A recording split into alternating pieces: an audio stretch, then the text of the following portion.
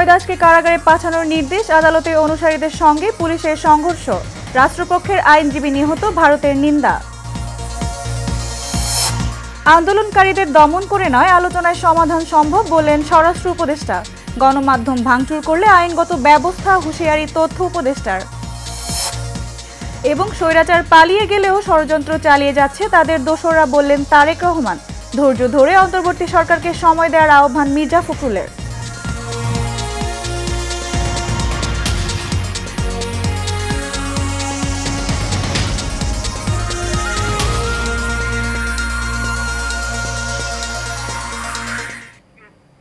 স্বাগত এশিয়া নিউজে, সাথে আছি আমি সঞ্জিদা হক। এতক্ষণ শুনছিলেন বিআরবি কেবল ইন্ডাস্ট্রিজ লিমিটেড সংবাদ শিরোনাম, এবারে বিস্তারিত। জাতীয় পতাকা অবমাননার অভিযোগের মামলায় বাংলাদেশ সম্মিলিত সনাতনী জাগরণ জোটের মুখপাত্র চিন্ময় কৃষ্ণ দাস ব্রহ্মচারীর জামিন নামঞ্জুর করে কারাগারে পাঠানোর নির্দেশ দিয়েছেন আদালত। গতকাল সকালে চট্টগ্রাম ৬ষ্ঠ মেট্রোপলিটন ম্যাজিস্ট্রেট কাজী শরীফুল ইসলামের আদালতে এই আদেশ দেন। তবে ভক্তদের বিক্ষোভের মুখে কারাগারে নেওয়া যায়নি চিন্ময় কৃষ্ণ দাসকে। এই ইসকন নেতার অনুসারীরা আদালতে পুলিশের প্রিজন ভ্যান অবরোধ করে রাখেন। এ সময় তাদের সঙ্গে পুলিশের সংঘর্ষের ঘটনাও ঘটে। ইসকন অনুসারীদের আক্রমণে রাষ্ট্রপক্ষে আইনজীবীর মৃত্যু হয়। পরিস্থিতি নিয়ন্ত্রণে চট্টগ্রামে মোতায়েন করা হয়েছে বিজিবি। এদিকে আজ চট্টগ্রাম আদালতের বিচার কাজ বন্ধের ঘোষণা দিয়েছে আইনজীবী সমিতি। এর আগে সোমবার চিন্ময়কে রাজধানীর বিমানবন্দর এলাকা থেকে গ্রেফতার করা হয়। রাতেই তাকে চট্টগ্রামে নিয়ে যাওয়া হয়। গত ৩১ অক্টোবর বিএনপি নেতা ফিরোজ খান বাদী হয়ে চট্টগ্রামের কোতোয়ালি থানায় চিন্ময় কৃষ্ণ দাস সহ ১৯ জনকে আসামি করে রাষ্ট্রদ্রোহ মামলা করেন। বাংলাদেশ সম্মিলিত সনাতনী জাগরণ জোটের মুখপাত্র ও ইসকন নেতা চিন্ময় কৃষ্ণ দাসের গ্রেফতার ও জামিন নামঞ্জুরের ঘটনায় উদ্বেগ প্রকাশ করে একটি বিবৃতি দিয়েছে ভারতের পররাষ্ট্র মন্ত্রণালয়। স্বরাষ্ট্র উপদেষ্টা লেফটেন্যান্ট জেনারেল অবসরপ্রাপ্ত মোহাম্মদ জাহাঙ্গীর আলম চৌধুরী বলেছেন, সরকার আলোচনার মাধ্যমে সমস্যার সমাধান করতে চায়, কারো ওপর দমন নিপীড়ন করে নয়। গতকাল দুপুরে সুনামগঞ্জের তাহিরপুর উপজেলার ফসল রক্ষা বাঁধ ও টাঙ্গুয়ার হাওর পরিদর্শন শেষে সাংবাদিকদের প্রশ্নের জবাবে তিনি আরও বলেন, আন্দোলন দমনে কঠোর পদক্ষেপের কোনো চিন্তা সরকারের নেই। এ সময় তিনি সবাইকে রাস্তায় না নেমে দাবি নিয়ে আলোচনা করার আহ্বান জানান। এ সময় পরিবেশ, বন ও জলবায়ু উপদেষ্টা সৈয়দা রিজওয়ানা হাসান বলেন, বাঁধ ভেঙে যাতে হাওরের ফসল না ডুবে যায় সেই জন্য আগে থেকে ক্ষতিগ্রস্ত বাঁধ মেরামত করা হবে। গণমাধ্যমের স্বাধীনতা নিশ্চিতে সরকার কাজ করছে বলে জানিয়েছেন তথ্য উপদেষ্টা নাহিদ ইসলাম। গতকাল সচিবালয়ে ঢাকা রিপোর্টার্স ইউনিটের নেতাদের সাথে সাক্ষাতের সময় তিনি বলেন, এই সরকারের সময়ে সাগর রুনি হত্যার বিচার নিশ্চিত করা হবে। অস্থিরতা তৈরিতে ফ্যাসিস্টরা দুর্নীতির টাকা ব্যবহার করছে অভিযোগ করে তিনি বলেন, ভাঙচুর করলে আইনগত ব্যবস্থা নেওয়া হবে। বিস্তারিত নূর মোহাম্মদ ভুইয়া রিপোর্টে। সচিবালয়ে তথ্য উপদেষ্টা নাহিদ ইসলামের সাথে সৌজন্য সাক্ষাৎ করেন ঢাকা রিপোর্টার্স ইউনিটির নেতারা। এ সময় গণ অভ্যুত্থান, বর্তমান রাজনৈতিক ও অস্থিতিশীল পরিস্থিতি নিয়ে সাংবাদিকদের সাথে কথা বলেন তিনি। তথ্য উপদেষ্টা বলেন, গণমাধ্যমের এক শ্রেণীর দোষ সৃষ্টি হয়েছে, ফলে গণমাধ্যমের প্রতি জনগণের আস্থা এবং বিশ্বাস নষ্ট হয়ে গেছে। তা ফিরিয়ে আনতে সাংবাদিকদেরকেই ভূমিকা পালন করতে হবে। বিগত সময়ে গণমাধ্যমের ভূমিকা নানান প্রশ্নবিদ্ধ হয়েছে নানান গণমাধ্যমে, এবং মানুষের কিন্তু অনেক ক্ষোভ তৈরি হয়েছে নানান কারণে গণমাধ্যম বা বিভিন্ন গণমাধ্যমের উপরে। আসলে তো মানুষের যে ক্ষোভ তৈরি হয়েছে, এটা কিন্তু সাংবাদিকদের বা ওই গণমাধ্যমের দায়িত্ব এটা স্পষ্ট করা, কেন মানুষ তাদের প্রতি বিক্ষুব্ধ। দেশের অস্থিতিশীল পরিবেশ নিয়ে সরকার অস্বস্তিতে রয়েছে মন্তব্য করে তিনি বলেন, এই ষড়যন্ত্রের পিছনে প্যাসিস্ট সরকারের লুটপাটের প্রচুর অর্থ ব্যয় হচ্ছে। ষড়যন্ত্র তো আছে, প্রতিদিনই আছে সরকারের বিরুদ্ধে। বিগত ফ্যাসিস্ট সরকার যে টাকা লুটপাট করেছে, এখন জনগণের টাকা, সেই টাকা এখন ব্যাপকভাবে ব্যবহার তারা করতেছে দেশে এবং দেশের বাইরে এই সরকারের বিরুদ্ধে নানা ধরনের প্রোপাগান্ডার জন্য। বিপ্লবের কারণে পুলিশের ল এবং অর্ডার মিস হতে পারে উল্লেখ করে তিনি পুলিশ সংস্কারে রাজনৈতিক দলগুলোর সহযোগিতা কামনা করেন। যে কোনো দেশে বিপ্লব পরবর্তী, অভ্যুত্থান পরবর্তী পরিস্থিতিতে সামাল দেওয়ার ক্ষেত্রে জনগণের ভিতরে যেই নানা ধরনের সক্রিয় অংশ থাকে তাদের অনেক বেশি ভূমিকা রাখতে হয়, যেমন রাজনৈতিক দল, সামাজিক সংগঠনগুলো, ছাত্র আন্দোলনগুলো আছে যারা। তো সেই জায়গা থেকে আমাদের এই রাজনৈতিক দলগুলোর কাছ থেকে আমরা আমাদের সেই সহযোগিতাটা দরকার, আমরা তাদের কাছে সেটা বরাবরই চাচ্ছি। এই সরকারের মেয়াদে সাগর রুনি হত্যার বিচার নিশ্চিত করা হবে বলেও আশ্বস্ত করেন তথ্য উপদেষ্টা। আমরা এটাই বলছি যে এটা গণমাধ্যমের ওইখানে দায়িত্ব আছে। নূর মোহাম্মদ ভূঁইয়া, এশিয়ান টেলিভিশন, ঢাকা। বিএনপির ভারপ্রাপ্ত চেয়ারম্যান তারেক রহমান বলেছেন, স্বৈরাচার পালিয়ে গেছে, তবে তার লেজ রয়ে গেছে। সিলেটে বিএনপির রাষ্ট্র কাঠামো মেরামতের 31 দফা ও জনসম্পৃক্তি প্রশিক্ষণ কর্মশালায় প্রধান অতিথির বক্তব্যে অনলাইনে যুক্ত হয়ে তিনি একথা বলেন। তারেক রহমান বলেন, দেশকে এগিয়ে নিতে হলে যে কোনো মূল্যে গণতান্ত্রিক ধারাবাহিকতা চালু রাখতে হবে। দলীয় নেতাকর্মীদের সতর্ক থাকার আহ্বান জানিয়ে তিনি বলেন, গত কয়েকদিনের পত্রিকা দেখলে বোঝা যায় স্বৈরাচারী পলাতক আওয়ামী লীগের দোসররা ষড়যন্ত্র করে চলেছে।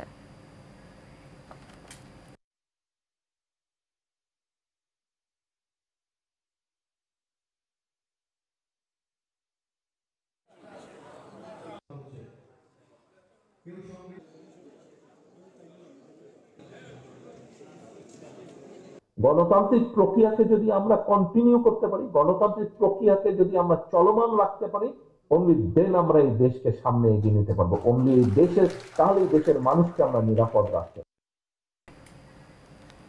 অন্তর্বর্তী সরকার ব্যর্থ হলে দেশ আবারও অন্ধকারে নিমজ্জিত হবে বলে জানিয়েছেন বিএনপি মহাসচিব মির্জা ফখরুল ইসলাম আলমগীর।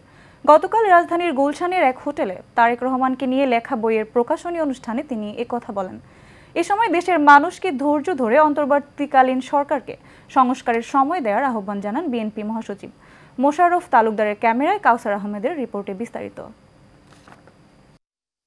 রাজধানীর একটি হোটেলে বিএনপির ভাইস চেয়ারম্যান তারেক রহমানকে নিয়ে লেখা প্রথম বই Tarique Rahman politics and policy contemporary Bangladesh বইয়ের প্রকাশনী অনুষ্ঠানের আয়োজন করা হয়। এতে প্রধান অতিথি হিসেবে উপস্থিত ছিলেন দলটির মহাসচিব মির্জা ফখরুল ইসলাম আলমগীর। আজকে দেশের চারদিকের অবস্থা দেখে অনেকে একটু আতঙ্কিত হচ্ছেন, একটু উদ্বিগ্ন হচ্ছেন, এগুলো কি হচ্ছে।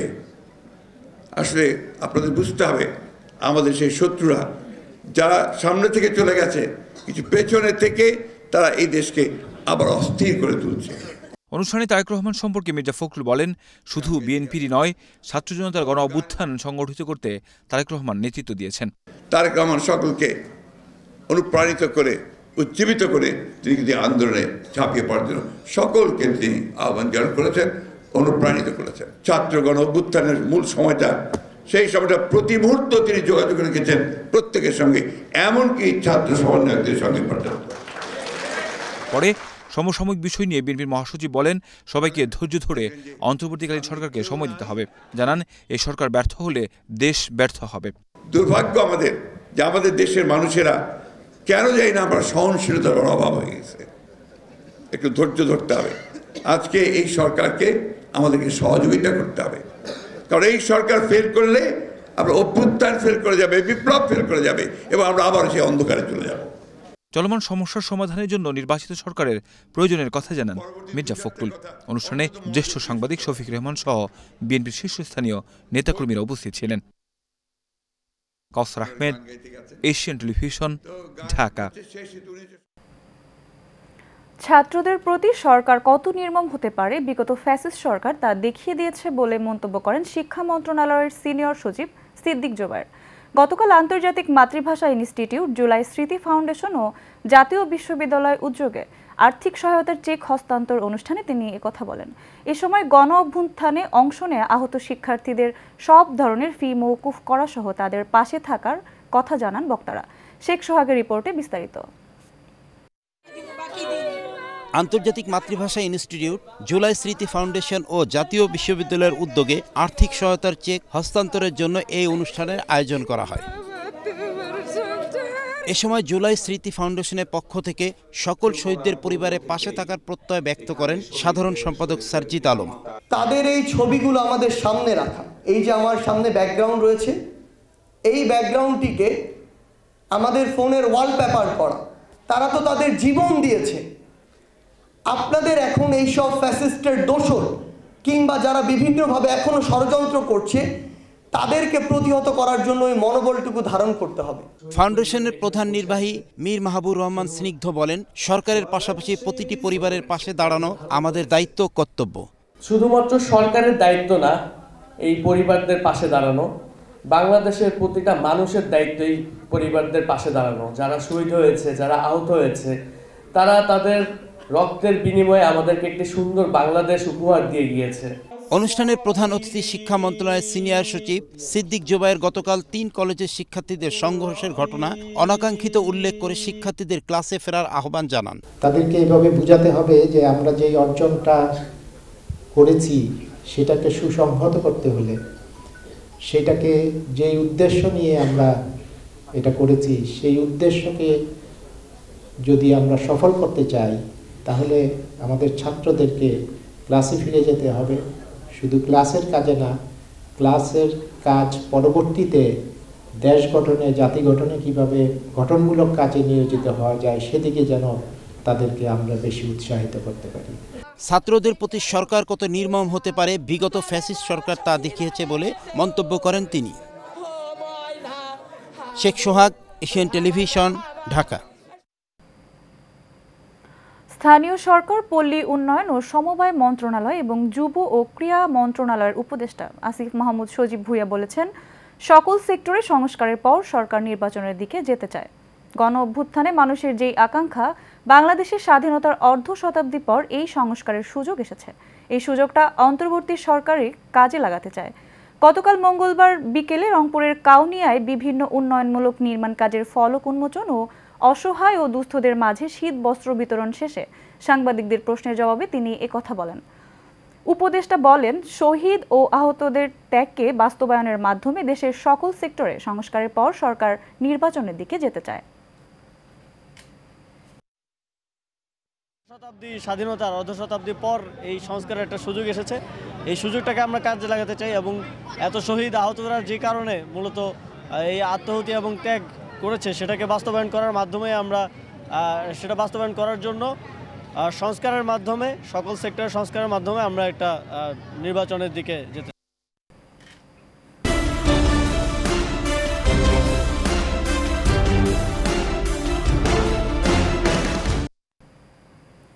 গাজীপুরের শ্রীপুর উপজেলার রাজেন্দ্রপুর বন বিটের ইজ্জতপুরের কাফিলাতলী এলাকায় বনের জায়গায় অবৈধভাবে গড়ে ওঠা বিভিন্ন স্থাপনা ভেঙে গুঁড়িয়ে দিয়েছে যৌথ বাহিনী।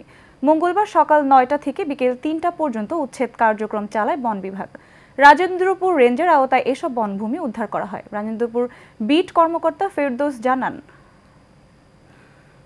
যারা নোটিশ পেয়েও স্থাপনা সরিয়ে নেয়নি তাদের স্থাপনা ভেঙে গুঁড়িয়ে দেওয়া হয়।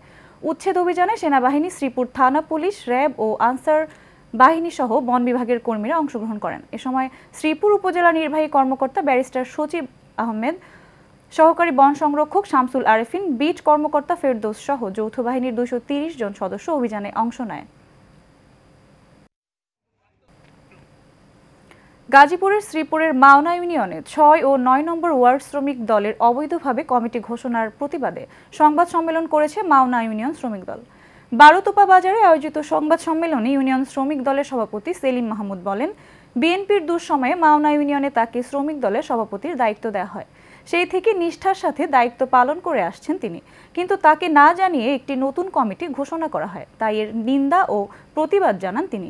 এতে আরও বক্তব্য রাখেন ইউনিয়ন বিএনপির সাবেক সভাপতি মুক্তারুল করিম শামীম ও সাধারণ সম্পাদক শহীদুল ইসলাম মাস্টার সহ অনেকে।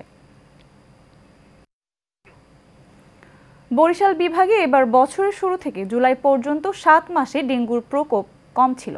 আক্রান্ত ও মৃত্যুর সংখ্যা ছিল কম, কিন্তু অক্টোবরে তা ভয়াবহ রূপ নেয়।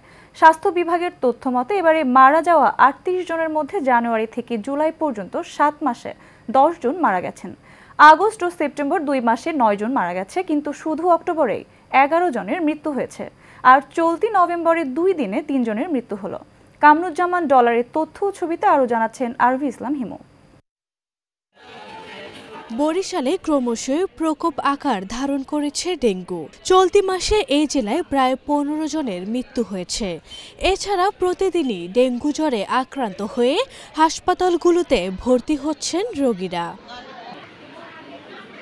দক্ষিণের সবচেয়ে বড় শের-ই-বাংলা মেডিকেল কলেজ হাসপাতালে প্রতিনিয়তই বাড়ছে ডেঙ্গু রোগীর সংখ্যা। এতে রোগীর চাপে হিমশিম খাচ্ছেন চিকিৎসকরা। অনেক রোগীকে মেঝেতে রেখে চিকিৎসা দেয়া হচ্ছে, বেশিরভাগ রোগীকেই দেয়া হচ্ছে না মশারি।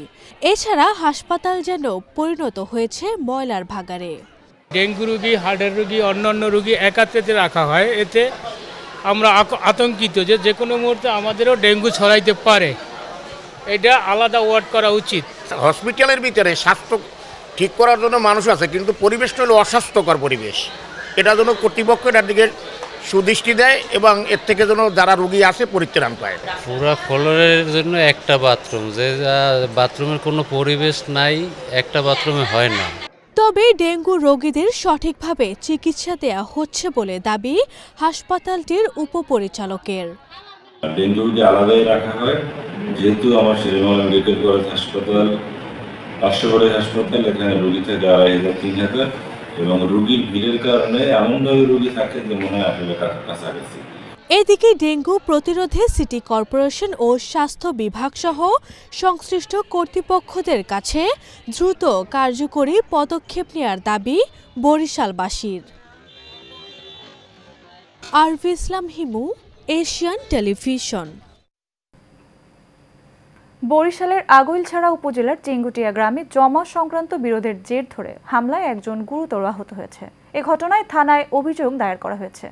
উপজেলার চেঙ্গুটিয়া গ্রামে এ ঘটনা ঘটে। ভুক্তভোগীদের অভিযোগ, দীর্ঘদিন ধরে বাড়ির পাশে জমি নিয়ে দ্বন্দ্ব ছিল নাসির তালুকদার ও শিপন তালুকদারের মধ্যে। সেই জমি অবৈধভাবে দখলের চেষ্টা করে নাসির তালুকদার, তার ছেলে নাদিম ও আকাশ। এ সময় শিপন বাধা দিলে তাকে পিটিয়ে গুরুতর আহত করা হয়। এ সময় বাড়িতে হামলা চালিয়ে ভাঙচুর ও নগদ টাকা নিয়ে যায় তারা।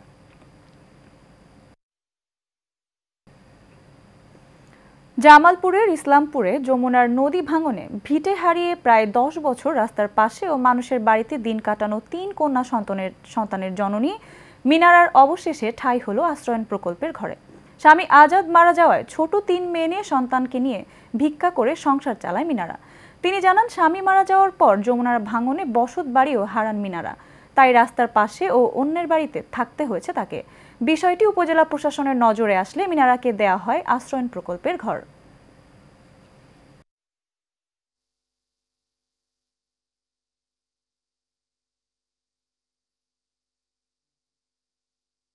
তিনটা মেয়ে সন্তান নিয়ে কত কষ্টের মধ্যে আছি। সরকারের থেকে কিছু জিনিস উদাহরণ করিলে আলা উফাইলো নিয়ে হাত ইফাইলাম নি, সরকারের থেকে কিছু জিনিস দিলে আলা প্লান গুলো নিয়ে পড়া ফেলাম। নিজেও চলতে পারে না, একজন অসহায় লোক, তাকে যদি সরকারের তরফ থেকে আর্থিকভাবে কোনো সহযোগিতা করা হয় তাহলে সে স্বাচ্ছন্দ্যভাবে চলতে পারবো। সে আসলেই অসহায়, তাকে সরকারিভাবে সহযোগিতা করতে পারলে আমরা খুশি হব। মিনারা নামের একজন অসহায় মহিলার অসহায়ত্বের খবর আমরা শুনেছি। সে 3 জন সন্তান নিয়ে খুব কষ্টে দিনাতিপাত করছে। আমরা উপজেলা প্রশাসনের পক্ষ থেকে তাকে খুব দ্রুতই সাহায্য করার চেষ্টা করব। আমার সম্পদ আমি চাই, ঘরে ঘরে গ্যাস চাই, এই স্লোগানে সিলেটের জৈন্তাপুর গ্যাস দেওয়ার দাবিতে জনসমাবেশ হয়েছে।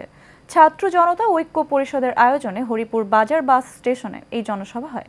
এ সময় বক্তারা বলেন, গ্যাস দেশের জাতীয় সম্পদ। 1955 সালে সর্বপ্রথম জৈন্তাপুরের হরিপুর এলাকায় গ্যাসের সন্ধান পাওয়া যায়। তবে তাদের এই সম্পদ সারা দেশে ভোগ করলেও জৈন্তাপুরের মানুষ গ্যাস থেকে বঞ্চিত। জৈন্তাপুরের সর্বস্তরে জনগণের ন্যায্য দাবি, বৃহত্তর জৈন্তাপুরের প্রতিটি ঘরে ঘরে গ্যাস সংযোগ স্থাপন করার জন্য পেট্রো বাংলা সহ সরকারের সংশ্লিষ্ট সরকারের সকলের প্রতি আহ্বান জানান তারা।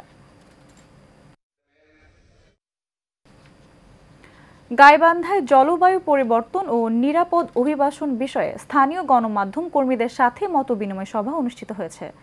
বেসরকারি উন্নয়ন সংস্থা গণ উন্নয়ন কেন্দ্রের আয়োজনে AWO এর অর্থায়নে বাস্তবায়িত প্রসপারিটি প্রকল্পের মাধ্যমে মতবিনিময় সভায় উপস্থিত ছিলেন জনশক্তি ও কর্মসংস্থান অফিসের সহকারী পরিচালক নেসারুল হক, কারিগরি প্রশিক্ষণ কেন্দ্রের অধ্যক্ষ প্রকৌশলী আব্দুর রহিম, প্রবাসী কল্যাণ ব্যাংকের ম্যানেজার আমজাদ হোসেন, GUKের সমন্বয়কারী আফতাব হোসেন ও জয়া প্রসাদ। এ সময় বক্তারা জলবায়ু পরিবর্তনের ফলে নদী ও চরাঞ্চলের মানুষজন দেশ ও বিদেশে স্থানান্তরিত হয়।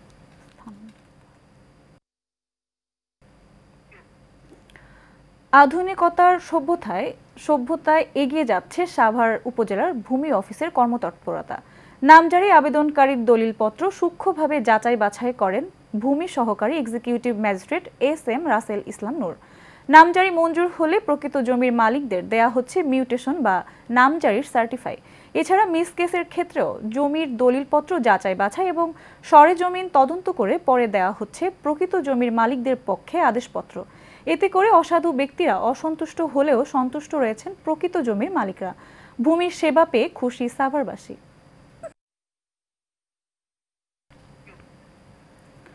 2018 সালের কালো আইন বাতিল সহ পরিবহন খাতে চাঁদাবাজি বন্ধের দাবিতে মানববন্ধন করেছে বাংলাদেশ অটোরিকশা হালকাযান পরিবহন শ্রমিক ফেডারেশন চট্টগ্রাম আঞ্চলিক কমিটি।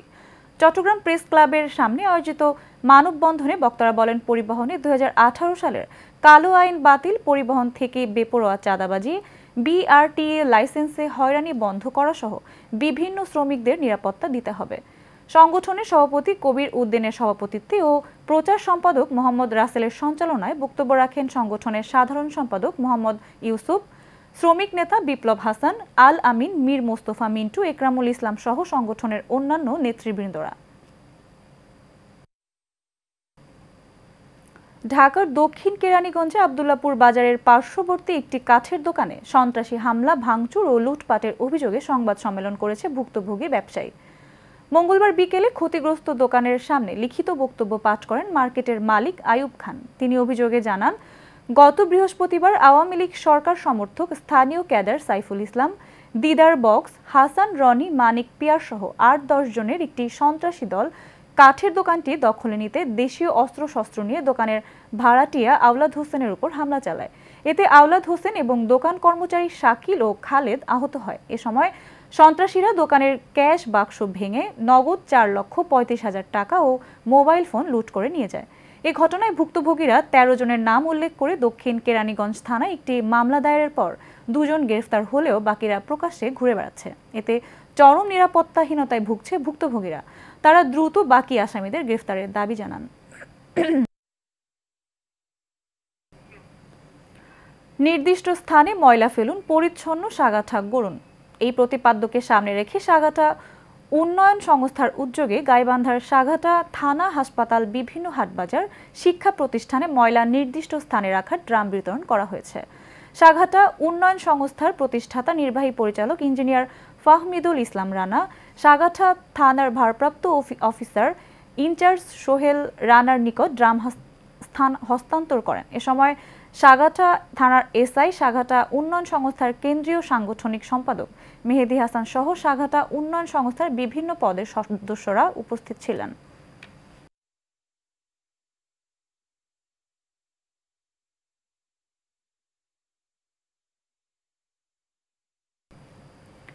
রাজধানী মিরপুর পল্লবী বাউনিয়াবাদ পুকুরপাড় এলাকায় শহীদুল নামের এক ভাঙাড়ি ব্যবসায়ীকে না পেয়ে দোকানে থাকা কর্মচারী আলামিনকে মারধরের অভিযোগ উঠেছে।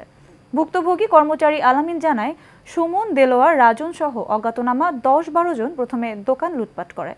এ সময় ভাঙাড়ি ব্যবসায়ী শহীদুলকে খুঁজে না পেয়ে তাকে অতর্কিতভাবে মারধর করে। এ বিষয়ে থানায় অভিযোগ দিলে প্রাণনাশের হুমকি দিয়ে যায় সন্ত্রাসীরা। পরে কুর্মিটোলা হাসপাতালে চিকিৎসা নিয়ে পল্লবী থানায় একটি লিখিত অভিযোগ দায়ের করেন ভুক্তভোগী।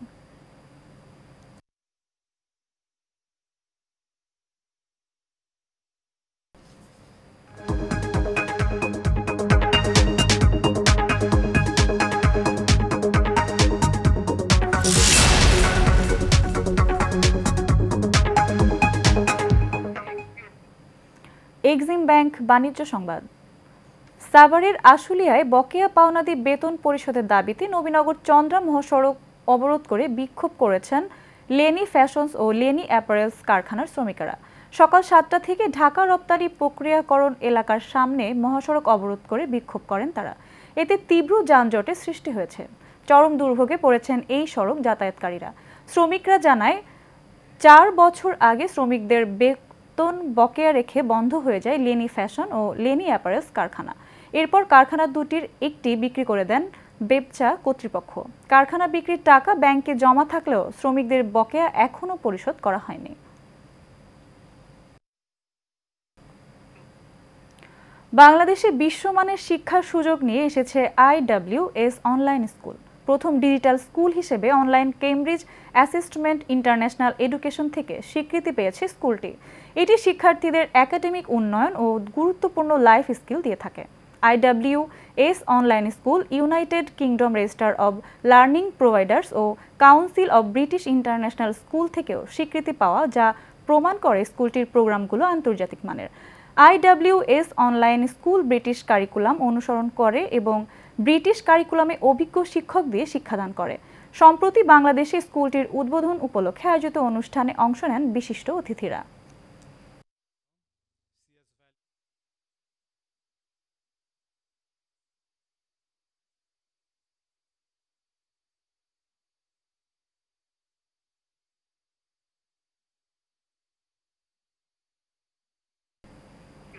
শেষ করবো এশিয়ান নিউজ, তার আগে সংবাদ শিরোনামগুলো জানিয়ে দেবো আরও একবার।